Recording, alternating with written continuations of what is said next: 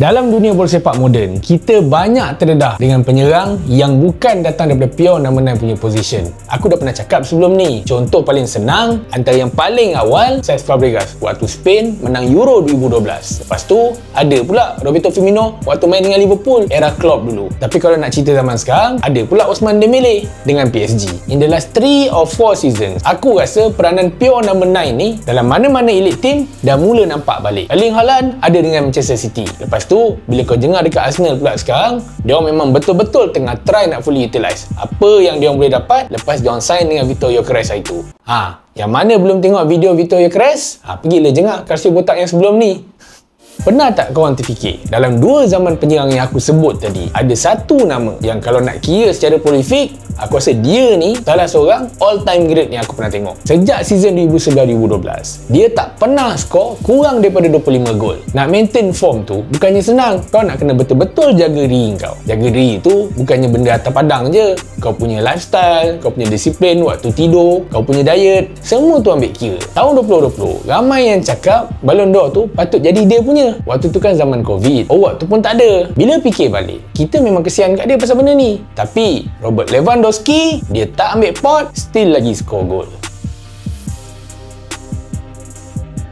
Permulaan karier bola sepak untuk Lewandowski ni start masa umur dia 9 tahun. Bila bapak dia dah mula sedar yang anak dia memang ada passion yang tinggi towards bola sepak, dia terus decide hantar anak dia pergi join training session dengan Partizan Lesno. And then masa umur 9 tahun, baru dia start training dengan Varsovia Warsaw. Waktu tu kalau korang nak tahu, dia bukan main dengan padang rumput yang elok pun.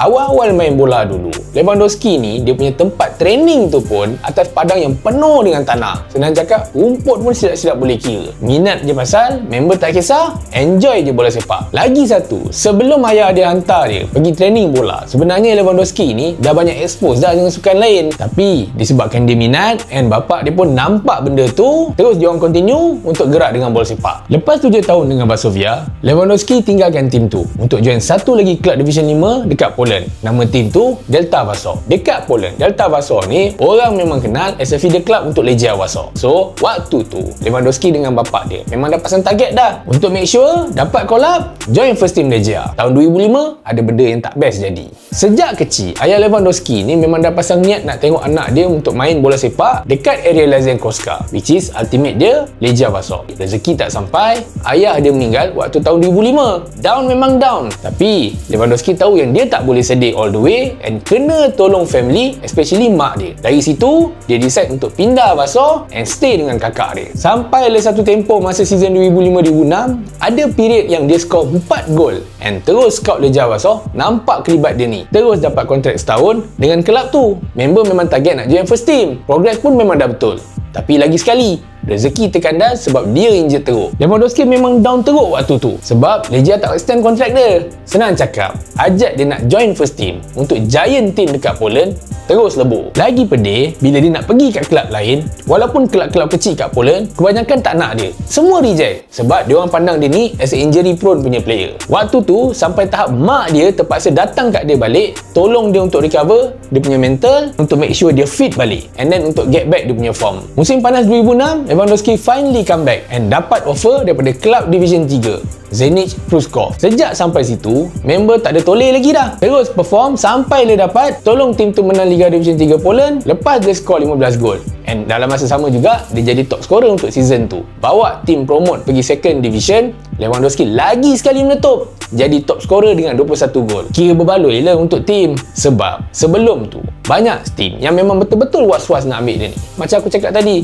konon takut member ni kaki kaca. 2 tahun kat Zenit Pruszków, ejen Lewandowski waktu tu, Cezary Kucharski, offer dia untuk pindah Spanyol. Sebab time tu, Sporting Gijon baru je promote pergi La Liga lepas 10 tahun main dalam Segunda Division. Member on je dengan idea tu. Gijon sendiri yang reject dia lepas tu. Dan dipendekkan cerita, Lewandowski pun pindah pergi Lech Poznan. 2 tahun dia sarung jersey Lech Poznan. And macam-macam cerita ada dekat situ. Daripada cerita La Liga, and then dia jadi top scorer untuk Ekstraklasa. Lepas tu datang pula rumah, dia nak pindah pergi Itali dengan England. Cerita dia macam ni. By the way, Ekstraklasa yang aku sebut tu, kalau korang lost, dia kira liga paling tinggi lah dekat Poland. Contoh kalau kat England, ada Premier League. And then kat Itali pula ada Serie A. So untuk Poland, dia orang panggil Ekstraklasa. Season pertama dia dengan Lech Poznan, Lewandowski menang Polish Cup dan juga Polish Super Cup. Bila masuk second season, member still score 18 gol macam tahun yang pertama. Tapi kali ni menang Liga terus. Bila dah menang Liga, and then jadi pula top scorer. Sasalah banyak tim yang nak ambil dia ni. Aku rasa korang mesti pernah dengar cerita pasal Blackburn Rovers yang hampir-hampir nak sign dia dulu. Disebabkan ada kes letusan gunung berapi yang jadi punca kebanyakan airport terpaksa tutup and tunda semua flight, dia pun tak jadi pergi England. Sebenarnya, selain England, Lewandowski sikit lagi nak pindah pergi Itali masa tahun 2010. Waktu tu, kelab Genoa memang ada try nak tarik dia keluar daripada Lech Poznan. Lepas dah discuss, Presiden Genoa waktu tu, Enrico Preziosi, decide untuk cancel deal and transfer tu pun tak jadi. Bayangkan, lepas Lech Poznan, next club kau is either Blackburn Rovers ataupun Genoa. Aku rasa kalau benda tu jadi, maybe hari ni kita tak kenal lagi pun siapa Lewandowski ni. Sebab lepas dua transfer yang fail ni, dia terus gerak. Next club dia, Borussia Dortmund. Korang sendiri tahu, dekat Dortmund tu lah, satu dunia start kenal dia ni. Sejak day one dia sampai Jerman. Jun 2010, Lewandowski sign kontrak 4 tahun untuk mula hidup baru dekat Dortmund. Masa awal-awal sampai, dia tak jumpa tune sangat pun. Gol kat Bundesliga pun tak sampai 10. But still, dapat tolong tim pecahkan dominasi Bayern Munich dan juga Wolfsburg kat Bundesliga. Bila masuk je second season, kebetulan Lucas Barrios pun waktu tu injured, member punya performance terus meletup. 3 season yang seterusnya dengan Dortmund, dia skor 94 gol dalam tempoh 3 tahun. Senang cakap, 4 tahun dia duduk Dortmund, dapat dia rasa menang Bundesliga 2 kali, and then merasa dia juga jadi finalis Champions League masa 2013. Oh, I remember one conversation with Sir Alex Ferguson. You almost signed for United? I decided to join to Manchester United. What year? 2012. And he called, hello, my name is Robert Lewandowski. Yeah, hi. Why didn't you sign, man? Ask the club. I remember also the conversation with the president of Dortmund. He said to me, they need him, and they're not gonna sell me to Manchester United because I'm so important for them. Yes, yeah, that's true. I said yes to join to Manchester United because if Sir Alex Ferguson call you, you cannot say no. Cuma 6 bulan lepas final Champions League season 2012-2013 tu, ada benda yang tak best untuk fan Dortmund. Senang cakap, diorang semua frust sebab Lewandowski dah sign pre-contract agreement dengan Bayern Munich and dia akan join juara Jerman tu masa musim panas 2014 for free. 7 tahun dekat Munich, Lewandowski memang seal status dia as best number 9 dekat Eropah waktu tu. Paling tak boleh lupa season 2019-20, which is season yang aku mention awal-awal tadi, patutnya dia menang Ballon d'Or. Time tu, dia skor 55 gol per season. Lepas tu, jadi key player untuk Bayern Munich, menang treble. Daripada menang Bundesliga, pergi ke DFB Pokal, and then menang Champions League. Macam aku cakap awal-awal tadi, Ballon d'Or tu tak jadi dia punya. Sebab tahun tu, tak ada siapa pun yang diumumkan as pemenang. Alasan dia orang, waktu tu pandemik. Bunyi memang kelakau. Tapi kalau kita jadi Lewandowski, confirm mati panas. Sebab dah perform konsisten daripada awal season sampai hujung musim. Tapi still tak dapat award tu. Bila dia join Barcelona masa tahun 2022, aku rasa ramai yang tak expect transfer tu jadi. Waktu tu, Barca punya condition pun tak berapa nak okey. Fans kat sana pun still belum move on dengan Lionel Messi yang baru je gerak PSG setahun sebelum tu. Tambah pula, Barca punya financial tak berapa ngam. Memang ramai yang question decision club untuk sign dia. Transfer Lewandowski pergi ke Barcelona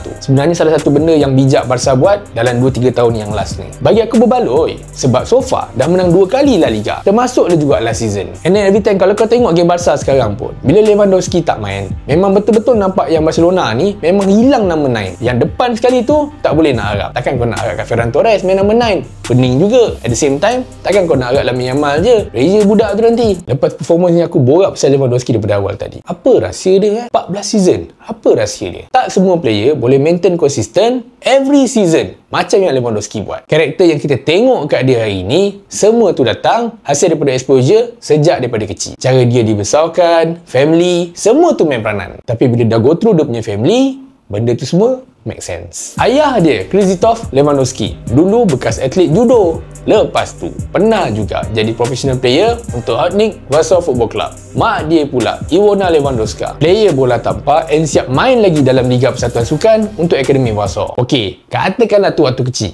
Habis bila yang dah besar ni, dah kahwin. Wife dia pula, Anna Lewandowska, atlet karate Poland. Siap pernah menang 3 medal untuk World Championship. And even sekarang, Anna ni jadi personal trainer. So, lepas aku dah sebut semua cerita pasal family ni, memang tak patut lah kalau Lewandowski ni end up jadi player yang tak ada disiplin. Bukan kata mak bapak dia, silap-silap bini dia pun tinggalkan dia. Bila go through pasal hidup Lewandowski ni, aku terfikir satu benda lah. Pasangan kau sebenarnya tentukan alih tuju hidup kau. Tiba-tiba